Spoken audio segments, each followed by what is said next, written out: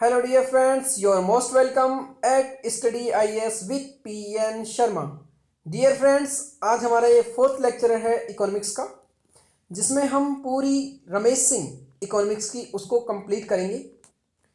तो dear friends, lecture start करने से पहले जो भी स्टूडेंट अनअकैडमी प्लस सब्सक्रिप्शन लेने की सोच रहे हैं और जो लेना चाहते हैं वो स्टडी IAS कोड यूज कर आप एक्स्ट्रा डिस्काउंट का लाभ उठा सकते हो। तो आप स्टडी IAS कोड यूज कर एक्स्ट्रा डिस्काउंट का बेनिफिट उठाना ना भूलें। अगेन, ये सभी सोशल मीडिया प्लेटफॉर्म्स हैं जहां पर आपकी कोई भी क्वेरी हो रिगार्डिंग प्रिपरेशन यूपीएससी की या अनअकैडमी प्लस सब्सक्रिप्शन से संबंधित आपको कोई भी कुछ भी क्वेश्चन पूछना हो तो आप हमें टेलीग्राम पर ज्वाइन कर सकते हो। इंस्टाग्राम, फेसबुक एंड मेल, इन सभी से आप हमसे जुड़ सकते हो और बेनिफिट उठा सकते हो। डियर फ्रेंड्स, पिछले लेक्चर में हमने ओपन इकोनॉमी क्या होती है, क्लोज्ड इकोनॉमी क्या होती है, इसके बारे में डिस्कशन किया था। समाजवादी, पूंजीवादी और मिश्रित अर्थव्यवस्थाएं क्या होती है, मांग एंड आपूर्ति का सिद्धांत कहां पर लागू होता है, एडम स्मिथ अल्प विकसित, विकासशील और विकसित अर्थव्यवस्थाएं क्या होती है, इसके बारे में हमने डिस्कशन किया था। अर्थव्यवस्था के क्षेत्र प्राइमरी, सेकेंडरी एंड टर्सरी। आय का चक्रीय प्रवाह क्या होता है, इसके बारे में हमने डिस्कशन किया था। आय का द्विचक्रीय प्रभाव क्या होता है। पिछले लेक्चर्स में आय का त्रिचक्रीय प्रभाव क्या होता है, इसके बारे में हमने डिस्कशन किया। फाइनेंशियल सिस्टम, फाइनेंशियल मार्केट क्या होता है, फाइनेंशियल मार्केट कितने प्रकार का होता है, वित्तीय संसाधनों की गतिशीलता का आर्थिक समृद्धि दर पर क्या प्रभाव पड़ता है, वित्तीय बाजार का अर्थव्यवस्था में क्या भूमिका है, वित्तीय बाजार के प्रकार, मनी मार्केट, कैपिटल मार्केट, इसके बारे में हमने डिस्कशन किया। लिक्विडिटी क्या होती है, कैपिटल मार्केट क्या होता है, एंड आरबीआई से हमने स्टार्ट किया था कि आरबीआई के बारे में एक जनरल नॉलेज, उसके बाद आरबीआई का संगठन, कंपोजिशन वो क्या होता है, इसके बारे में हमने डिस्कशन किया था। आरबीआई के कार्य, इससे संबंधित यूपीएससी में एक बार पहले भी क्वेश्चन पूछा जा चुका है एज ए सेंट्रल बैंक। और आरबीआई के विकासात्मक कार्य कौन कौन से हैं, इन सभी को हमने डिस्कशन किया था पिछले लेक्चर्स में। आरबीआई की अर्थव्यवस्था में क्या भूमिका है, ये हमने देखा। मौद्रिक नीति, मौद्रिक नीति क्या है, ये हमने पिछले लेक्चर्स में कंप्लीट किया। मौद्रिक नीति के प्रकार, कठोर, संकुचित एंड सस्ती और विस्तारित, इसके बारे में यूपीएससी 2019 में प्री में क्वेश्चन पूछा गया था, तो इसको हमने अच्छे से कंप्लीट किया है। ये क्वेश्चन हमने पिछले लेक्चर्स में किया था कि आरबीआई की क्या कार्य हैं, जिसमें सभी आंसर्स सही थे।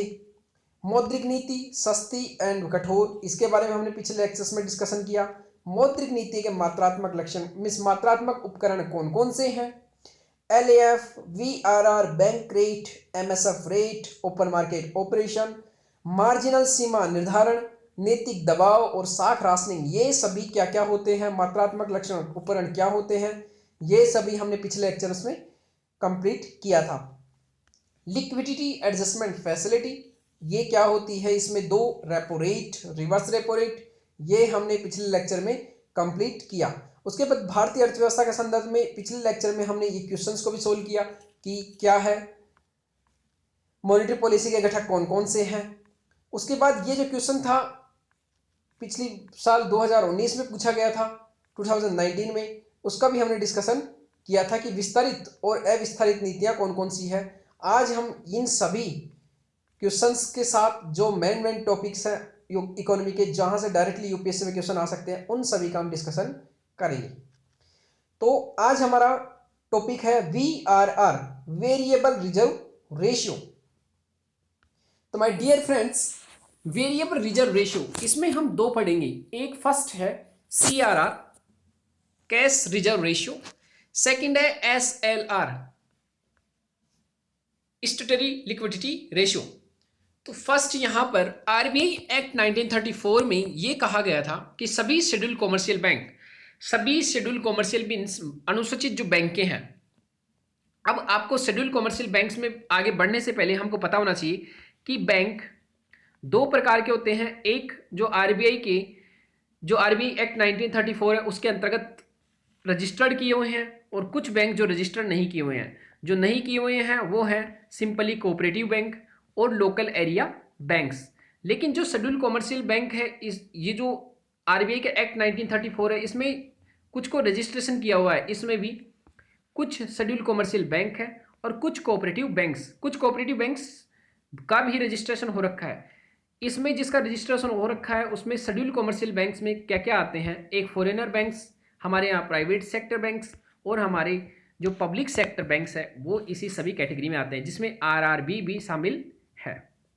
कुछ राशि, अब यहाँ कहा गया है कि कुछ राशि बैंक्स कोष के रूप में मीन्स रिजर्व के रूप में रखेंगे।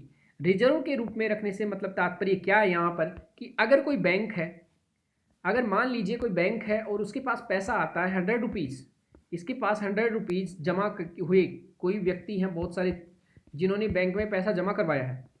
बैंक में पैसा जमा करवाने के बाद बैंक क्या करती है, 100 रुपये का क्या लोन देती है, लेकिन इस पूरे 100 रुपये को लोन के रूप में नहीं दे सकती।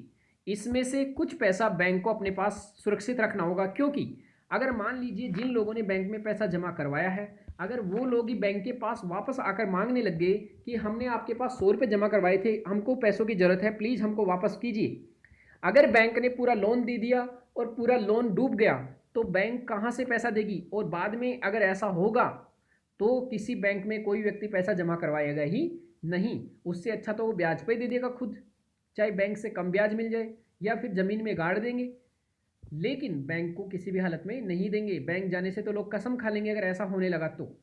इसीलिए बैंक को ये नियम है कि बैंक में सीआरआर के तहत क्या होगा, आरबीआई एक्ट 1934 में कहा गया है कि शेड्यूल कॉमर्शियल जो बैंक है वो एनडीटीएल का कुछ परसेंट, एनडीटीएल क्या है ये अभी देखते हैं। पहले कोई व्यक्ति बैंक में गया, यहाँ पर ये है बैंक, बैंक में जाने के बाद इसने बैंक में अपना रुपए जमा करवाया। जमा दो तरीके से करवा सकता है ये, एक ये बैंक में जमा करवाएगा सेविंग अकाउंट या फिर करंट अकाउंट के रूप में। इन दोनों अकाउंट में जब पैसा जमा करवाएगा तो ये कभी भी निकलवा सकता है, इसे बोलते हैं डिमांड डिपॉजिट, डीडी। तो डिमांड डिपॉजिट में या तो सेविंग अकाउंट में जमा करवाएगा या करंट अकाउंट में। मीन्स डिमांड डिपॉजिट में क्या होगा, आप किसी भी दिन जाके आज पैसा जमा करवा रहे हो, कल ही आप पैसा निकलवा सकते हो, तो ये है आपका डिमांड डिपॉजिट। सेकेंड होता है फिक्स डिपॉजिट, मीन्स यहाँ पर आपने एक बार पैसा जमा करवा दिया, इसे टर्म डिपॉजिट भी बोलते हैं।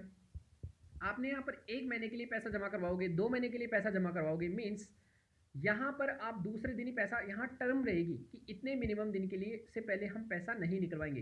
तो ये दोनों मिलाकर क्या होते हैं, NDTL, net demand and time liabilities. Time मतलब समय एक निश्चित समय के बाद पैसा निकाला जाएगा, डिमांड मीन्स कभी भी पैसा निकाला जाता है, और नेट इन दोनों को मिलाकर। तो net demand and time liabilities का मतलब देयताएं, किसके लिए, बैंक के लिए। अगर बैंक में ऐसे पैसा जमा करा रहा है कोई व्यक्ति, बैंक में अगर डिमांड डिपॉजिट के रूप में पैसा जमा करवा रहा है कोई व्यक्ति, या फिर अगर कोई फिक्स डिपॉजिट जमा करवा रहा है, तो बैंक के लिए वो लाइबिलिटी है, मीन्स देयताएं हैं। यूपीएससी 2019 डायरेक्टली क्वेश्चन पूछा गया था कि निम्न में से कौन सी बैंक की देयताएं हैं, तो वहाँ सीधा था जमाएं, डिपॉजिट जो बैंक जमाएं लेती है उसके लिए क्या देयताएं देना पड़ेगा। अब यहाँ पर क्या कहा गया है, आरबीआई एक्ट 1934 के अनुसार सीआरआर में क्या है कि एनडीटीएल का कुछ परसेंट आरबीआई के पास नगद रूप में रखना पड़ेगा, मींस कैश, जो आरबीआई जो बैंकों के पास डेली पैसा आता है कैश, वो उसका कुछ परसेंट आरबीआई के पास रखना पड़ेगा। आरबीआई ऐसे पैसे पर ब्याज नहीं देगा। मींस अगर कोई बैंक है, यहाँ पर 100 रुपये जमा हो गए आज के दिन, यहाँ पर ये आरबीआई और ये लोगों ने क्या किया, बैंक में जमा करवाया। बैंक को क्या करना है, इस 100 रुपये में से प्रेजेंट टाइम में 3 रुपये मीन्स 3% कहाँ आरबीआई के पास जमा करवा देना, डेली का डेली कैश के रूप में, और रिमेनिंग जो 97% है वो अपने पास रखो। तो ऐसे जो डेली पैसा जमा करवाते हैं आरबीआई के पास, ये किस लिए करवाते हैं, ताकि ग्राहकों के जो पैसा जमा करवाए हैं उसकी सुरक्षा रहे। अब आप देखिए कि अगर आरबीआई इस सीआरआर को बढ़ा दे, सीआरआर को अगर बढ़ा दे तो क्या होगा, बैंक्स की साख सर्जन की क्षमता कम हो जाएगी, मीन्स इसको नियंत्रण करेगी आरबीआई। बैंक की साख सर्जन का मतलब क्या होता है कि जो बैंक्स है वो जितना लोन बांटती है वो उसकी क्या है, साख surgeon means credit creation. Banks का लोन बांटना ही क्या है, साख सर्जन। जितना ज़्यादा लोन बांटेगी उतना ही ज़्यादा उनका साख सर्जन होगा, लेकिन लोन बांटने के लिए पैसे भी तो चाहिए। अगर सोचिए इस बैंक के पास 100 रुपये आए थे और इस 100 रुपये की जगह बैंक को देना था आरबीआई को 3 रुपये, मीन्स प्रेजेंट टाइम में 3% 100 रुपये का, लेकिन अगर इसने 10% कर दिया आरबीआई ने सीआरआर को, तो क्या होगा, इसके पास 90 रुपीज़ बचेंगे, मीन्स कम पैसे बचेंगे ब्याज के देने के लिए। इसलिए जब क्रेडिट क्रिएशन को कंट्रोल करना रहता है आरबीआई को, तो वो सीआरआर के थ्रू कंट्रोल कर सकता है, इसको बढ़ाकर और घटाकर। अगर सीआरआर की राशि कम की जाती है तो लिक्विडिटी मार्केट में बढ़ती है, ये आप जरूर याद रखना। सीआरआर की राशि अगर कम की जाती है तो मार्केट में लिक्विडिटी बढ़ती है, क्योंकि बैंक के हाथ में ज़्यादा पैसा रहेगा अब, क्योंकि आरबीआई के पास जमा नहीं करवाना पड़ेगा। सेकंड है एसएलआर, स्टैट्यूटरी लिक्विडिटी रेशियो, सांविधिक तरलता अनुपात। तो ये क्या है, अगर इसमें भी कमी की जाती है तो ये क्या है, इसके कारण भी लिक्विडिटी बढ़ती है। इसमें क्या होता है, अगर कोई बैंक है उसके पास 100 रुपये जमा हुए डेली, तो इसमें से हमने 3 रुपये, जो प्रेजेंट टाइम में 3% है सीआरआर, 3% कहाँ जमा करवा दिया, आरबीआई के पास, और इसमें से लगभग 18% पैसा बैंक को खुद के पास ही रखना जरूरी है। मीन्स 18% अगर माने तो 18 रुपये 100 रुपये में से खुद के पास, मीन्स इसको भी लोन के रूप में नहीं दे सकते। मीन्स सीआरआर में कैश के रूप में जमा कहाँ करवा रहे थे हम, आरबीआई के पास, जबकि एसएलआर के रूप में पैसों को जमा कहाँ करवा रहे हैं हम, खुद बैंक, जो जिस बैंक में पैसा जमा हो रहा है वही 18% मिनिमम के आसपास। यहाँ पर अब मिनिमम वाली जो रिक्वायरमेंट थी वो हट गई है, लेकिन प्रेजेंट टाइम में लगभग 18% है, तो 18 रुपये आपको बैंक को हमेशा जो जमा हुआ है उसको अपने पास रखना पड़ेगा, उसको ब्याज के रूप में नहीं दे सकती, उसको ब्याज के रूप में बैंक नहीं दे सकती, क्योंकि यहाँ पर भी ग्राहकों का मामला आ जाता है, क्योंकि ग्राहकों की सुरक्षा बैंक के लिए इंपॉर्टेंट है। यहाँ पर अगेन आरबीआई एक्ट 1934 के अनुसार शेड्यूल कमर्शियल बैंक को एनडीटीएल का कुछ % भाग स्वयं के पास सुरक्षित रखना जरूरी है। तो याद रखना, सीआरआर, एसएलआर, ये रिजर्व किस रूप में रखना है, ये गोल्ड के रूप में भी हो सकता है, बैंक्स पे गोल्ड के रूप में रख सकती है, कैश के रूप में रख सकती है, और गवर्नमेंट सिक्योरिटीज के रूप में रख सकती है। और यूपीएससी में एक बार क्वेश्चन पूछ दिया कि यहाँ पर ये तरलता नियंत्रण के लिए काम आता है कौन, सीआरआर, एसएलआर दोनों, और जीसेक की मांग आपूर्ति प्रभावित इससे की जा सकती है। गवर्नमेंट एसएलआर के द्वारा इनडायरेक्टली रूप से क्या ले रही है, लोन ले रही है। मीन्स यहाँ क्या हो रहा है, लोन कैसे, बैंक्स को बोला गया है कि आप कुछ % एनडीटीएल का हमेशा किसके रूप में रख सकते हो, एसएलआर मीन्स जी से गवर्नमेंट सिक्योरिटीज के रूप में भी रख सकते हो। तो आरबीआई क्या करेगी, जब गवर्नमेंट को लोन लेना रहता है या गवर्नमेंट को जब उधार लेना रहता है, तो आरबीआई के थ्रू क्या निकालती है, गवर्नमेंट सिक्योरिटीज। अब बैंक्स को पता है कि हमको एनडीटीएल का कुछ % भाग एसएलआर के रूप में मेंटेन करने के लिए हम जीसेक का भी उपयोग कर सकते हैं, तो बैंक जीसेक खरीद लेगी। अब जब बैंक जीसेक खरीदेगी तो बैंक का जो पैसा है इनडायरेक्टली रूप से आरबीआई के थ्रू कहाँ चला जाएगा, गवर्नमेंट के पास। मीन्स ये पैसा उधार के रूप में भी गवर्नमेंट काम ले सकती है। अभी हमने जस्ट देखा था कि एनडीटीएल क्या है, net demand and time liability. Bank कोई है, उसमें डिपॉजिट लायबिलिटी रहती है, इसमें डिमांड डिपॉजिट और टाइम डिपॉजिट। एक होती है लोन एसेट। तो बैंक की दो बातें रहती है, एक बैंक क्या करती है, डिपॉजिट रखती है जो उसकी लायबिलिटी है, मीन्स वो खर्चा है उसका। एक है लोन, जो लोन बांटती है वो उसकी क्या है, एसेट मीन्स संपत्ति। तो बैंक की दो चीज़ें रहती है, एक डिपॉजिट और एक लोन जो संपत्ति। डिपॉजिट जो रहती है उसमें दो टाइप का, डिमांड डिपॉजिट, टाइम लायबिलिटीज। इसमें जो gross demand and time liabilities में से अगर इंटर बैंक लायबिलिटीज निकाल दे, मीन्स जो बैंक डेली आपस में लेन देन करती है, किसी बैंक को, जैसे एसबीआई बैंक को अगर आज पैसों की जरूरत थी कुछ ज़्यादा, तो उसने पीएनबी से ले लिया, तो जो डेली लेन देन होता है बैंकों को, उसको अगर निकाल दे, उसको बोलते हैं इंटर बैंक लायबिलिटी। उसको अगर निकाल दे तो वो है net demand and time liability. Security क्या होती है, गिरवी रखने के लिए काम आती है, दस्तावेज या वस्तु। बाजार से फंड उगाही में इसका उपयोग करते हैं। अगर गवर्नमेंट द्वारा ये जारी की जाती है तो इसे गवर्नमेंट सिक्योरिटीज कहते हैं।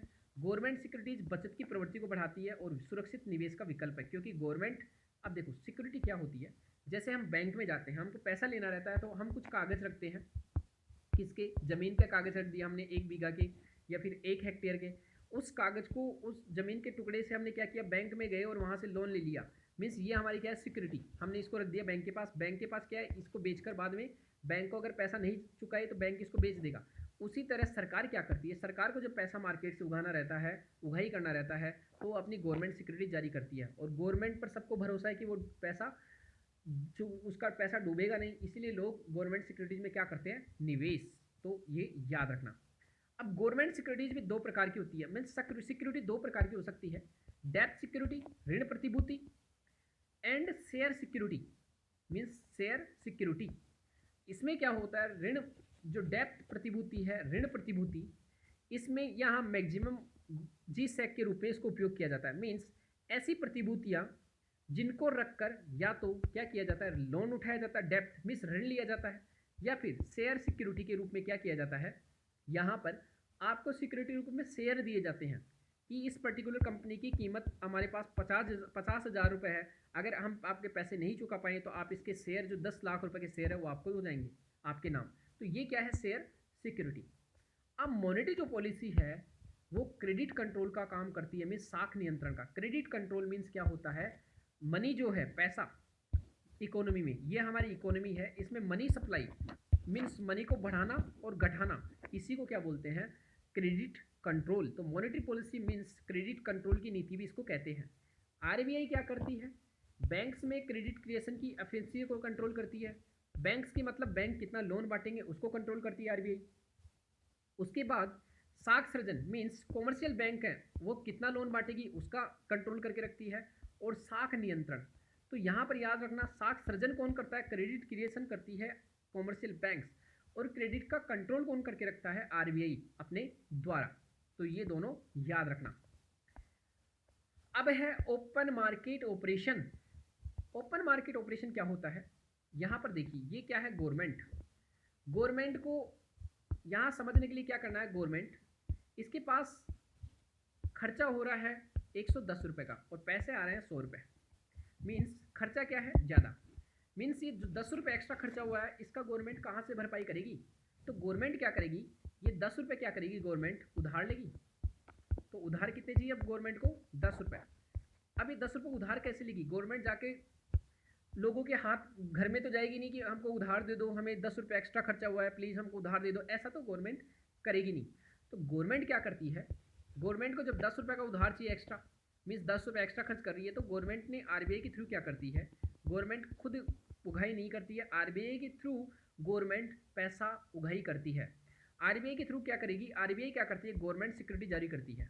तो आरबीआई ने मान लो 1-1 रुपये के बॉन्ड जारी कर दिए, गवर्नमेंट सिक्योरिटी 1-1 रुपये की। अब लोगों ने क्या किया, किसी लोग ने 1-1 रुपये के 2 बॉन्ड खरीद लिए, किसी ने 5 खरीद लिए, ऐसे।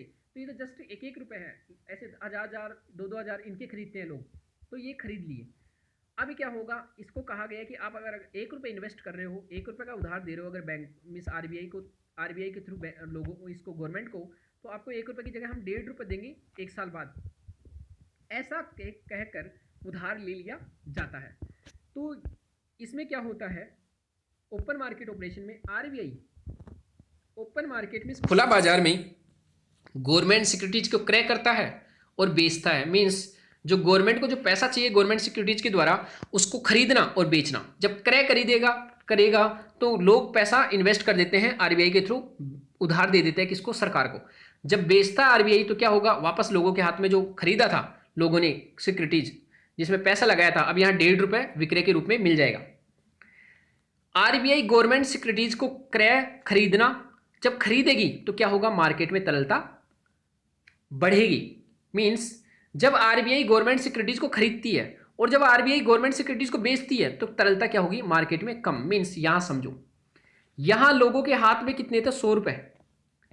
मीन्स लोगों के हाथ में जब पैसा रहता है बहुत सारा तो वो क्या है, तरलता। मीन्स वो कभी भी वस्तु खरीद सकते हैं, डिमांड जनरेट कर सकते हैं, तो वो क्या होती है, तरलता। मीन्स इकोनॉमी में बहुत सारा पैसा है। अब सोचिए कि आरबीआई ने बॉन्ड जारी किए, आरबीआई ने बॉन्ड जारी किया, ये व्यक्ति सोच रहा था कि मैं कहीं निवेश करूं, आरबीआई ने क्या किया, बॉन्ड जारी किया, इस व्यक्ति ने अपने 100 रुपये में से क्या किया कि 50 रुपये निवेश कर दिया, अब इसके पास सिर्फ 50 रुपये बचे, ये क्या कर दिया, इसने इन्वेस्ट कर दिया। मीन्स ये जो इकोनॉमी में पैसे थे जिसके द्वारा वो वस्तुएं खरीद सकता था, अब यहाँ 50 रुपये रह गए, 50 रुपये उसने आरबीआई के थ्रू आरबीआई के थ्रू किसके पास चले गए, गवर्नमेंट के पास। इट मीन्स जब आरबीआई गवर्नमेंट सिक्योरिटीज़ को खरीदता है, जब आरबीआई गवर्नमेंट सिक्योरिटीज को बेचता है, मीन्स लोगों ने उसको खरीदा है, जब आरबीआई बेचेगा तो लोगों के हाथ के पैसे कहाँ चले जाएंगे, गवर्नमेंट के पास। मीन्स तरलता क्या हो जाएगी, कम। लेकिन जब आरबीआई वापस इनको बेच रहा है तो उनके हाथ में वापस पैसा आ जाएगा ब्याज सहित, तो क्या होगा, मार्केट में तरलता बढ़ जाएगी।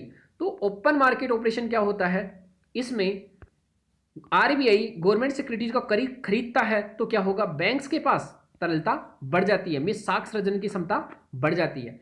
जबकि सरकारी प्रतिभूतियों को अगर वो बेचता है तो बैंक्स के पास क्या होता है, तरलता कम हो जाती है, साख सृजन कम हो जाती है। याद रखना, जब भी गवर्नमेंट सिक्योरिटीज बेचती है आरबीआई तो लोग डायरेक्टली नहीं खरीदते, लोग बैंक के थ्रू खरीदते हैं, बैंक से लेन देन करते हैं। तो यहाँ इनडायरेक्टली रूप से हम कह सकते हैं कि बैंकों की तरलता बढ़ेगी और घटेगी। तो याद रखना, मीन्स इकोनॉमी की तरलता बढ़ेगी या घटेगी। अब है एमएसएफ दर, मार्जिनल स्टैंडिंग फैसिलिटी रेट। वह ब्याज दर जिस पर आरबीआई बैंक्स को, मीन्स शेड्यूल कॉमर्शियल बैंक को ओवरनाइट के लिए ऋण देती है, मीन्स एक रात के लिए। इसमें एनडीटीएल का 1% उधार देती है कौन, आरबीआई। अगर किसी बैंक को जरूरत पड़ जाती है अचानक रात में कि हम तो डूब चुके हैं, हमको एक रात के लिए पैसा चाहिए, तो आरबीआई क्या करेगी, जो टोटल उसके पास डेली पैसा आ रहा है उसका 1% उसको रात के लिए उधार दे देगी। तो ये अल्पकालिक अवधि के लिए जो तरलता की समस्या बैंकों की उसको समाधान करना है।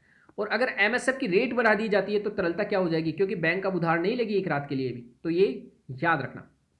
बैंक रेट, आरबीआई द्वारा बैंक्स द्वारा लिए जाने वाली दीर्घकालीन, तो अगर अब दीर्घकाल के लिए बैंक्स उधार ले रही है तो बैंक रेट यूज किया जाता है। और बैंक रेट और एमएसएफ रेट दोनों का जो रेट है वो हमेशा समान रहता है, ये आप याद रखना। यहाँ पर अगर बैंक रेट को बढ़ा देंगे तो अगेन बैंक्स की साख क्षमता कम हो जाएगी, क्योंकि वो कम लोन लेंगे। तो अब ये आप याद रखना। अब यहाँ क्वेश्चन देखते हैं हम जो प्रीवियस ईयर्स में पूछे हैं। बैंक दर में वृद्धि सामान्यतः इस बात का संकेत करता है, अब बैंक रेट अगर बढ़ा दिए, बैंक रेट अगर बढ़ा रहे हैं तो मीन्स हम क्या कर रहे हैं, एक तरह से इंटरेस्ट रेट बढ़ा रही है कौन, आरबीआई। इंटरेस्ट रेट मीन्स अगर बैंक आरबीआई से पैसा लेंगी तो ज़्यादा इंटरेस्ट देना पड़ेगा। तो अगर बैंक रेट अगर बढ़ा देंगे तो क्या होगा, इंटरेस्ट रेट बढ़ रहा है एक तरह से। तो जब इंटरेस्ट रेट बढ़ेगा तो बैंक्स क्या लेगी, पैसा कम लेगी आरबीआई के पास, तो वो लोगों के पास भी कम पैसा जाएगा, तो इकोनॉमी में भी क्या होगा, तरलता कम रहेगी। तो यहाँ पर देखते हैं, ब्याज की बाजार दर के गिरने की संभावना है। तो ब्याज के बाजार दर की गिरने की संभावना तो हो ही नहीं सकती, ब्याज तो यहाँ पर ब्याज की दरें तो बढ़ेगी क्योंकि बैंक दर बढ़ रही है, क्योंकि बैंकों को भी पैसा महंगा मिल रहा है। केंद्रीय बैंक अब अपनी वाणिज्य बैंकों को कर्जे नहीं दे रहा, ऐसा बात नहीं है। केंद्रीय बैंक सस्ती मुद्रा नीति का अनुसरण, सस्ती नहीं हो सकती जब ब्याज दरें बढ़ रही है। तो केंद्रीय बैंक महंगी मुद्रा नीति का अनुसरण कर रहा है। तो यहाँ पर क्या हो जाएगा, महंगी मुद्रा नीति मीन्स, जब महंगी मुद्रा नीति मीन्स जब ब्याज दरें अपनी बढ़ा दे।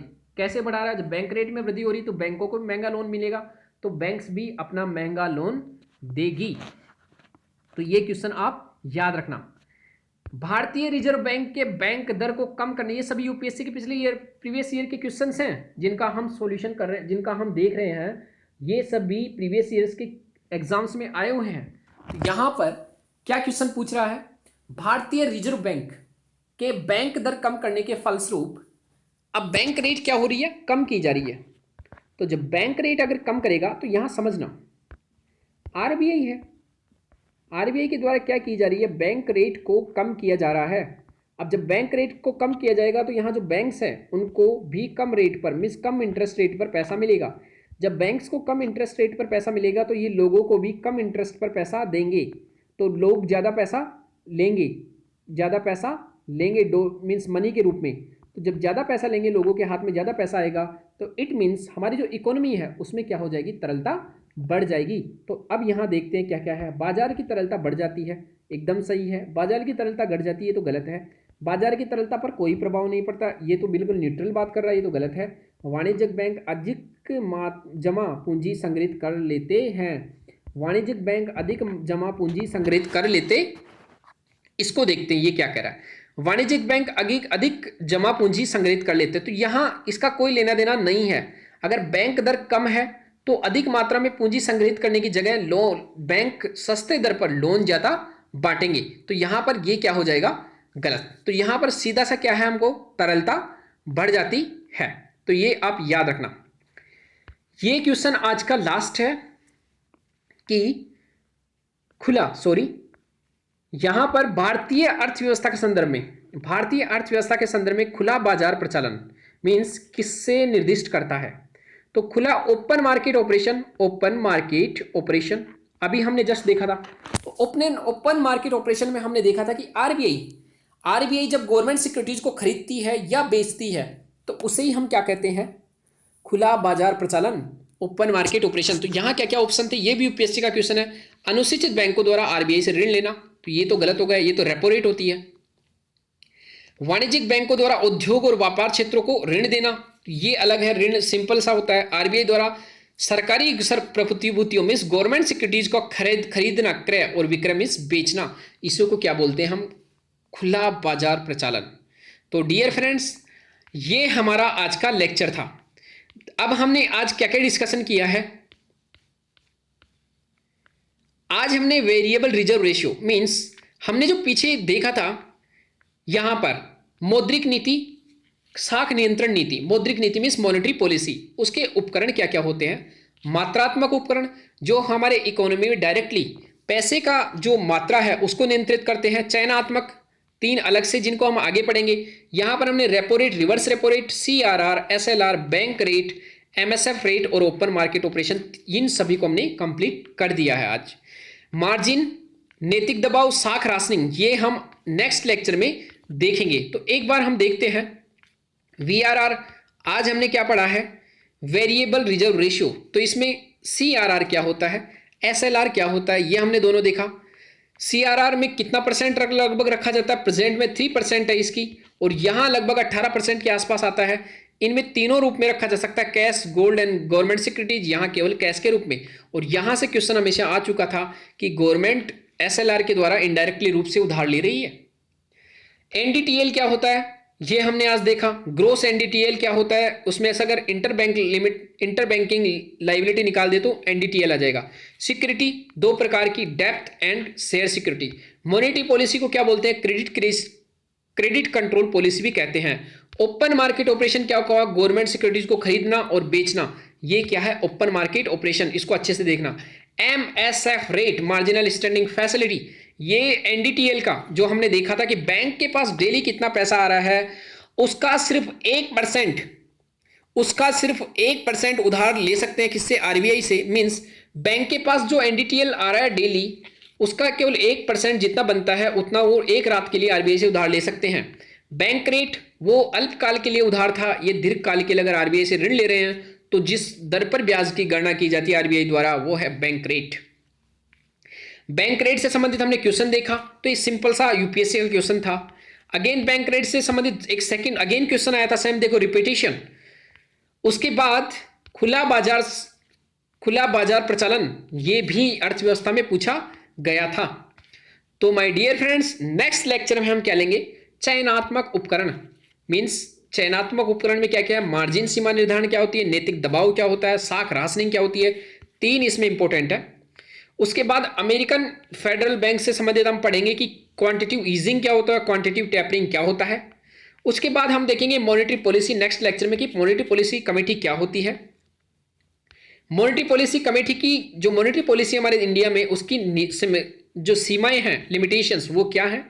मॉनेटरी पॉलिसी विकसित और विकास देशों में क्या अंतर है, बेस रेट क्या होती है, एमसीएलआर क्या होता है, marginal cost of fund based landing rate and सीमांत लागत, ये क्या होती है। इन सभी के बारे में हम नेक्स्ट जो लेक्चर रहेगा उसमें हम क्या करेंगे, इनका डिस्कशन करेंगे। तो आप याद रखना आज का आपके लिए क्वेश्चन, अगर आप इसको करोगे तो बहुत अच्छा रहेगा कि निम्नलिखित उपायों में से किसके और किनके परिणाम स्वरूप अर्थव्यवस्था में मुद्रा की आपूर्ति में वृद्धि होगी। तो यह आप देखना, केंद्रीय बैंक द्वारा लोगों से सरकारी प्रतिभूतियों का क्रय, लोगों द्वारा वाणिज्यिक बैंकों में जमा कराई करेंसी, सरकार द्वारा केंद्रीय बैंक से लिया गया ऋण, केंद्रीय बैंक द्वारा लोगों को सरकारी प्रतिभूतियों का विक्रय। तो इसमें आप ऑप्शन देखना कौन सा ऑप्शन हो सकता है, इसको आप कमेंट बॉक्स में कमेंट करने की कोशिश करना। तो my dear friends, thank you very much for today's lecture for economy.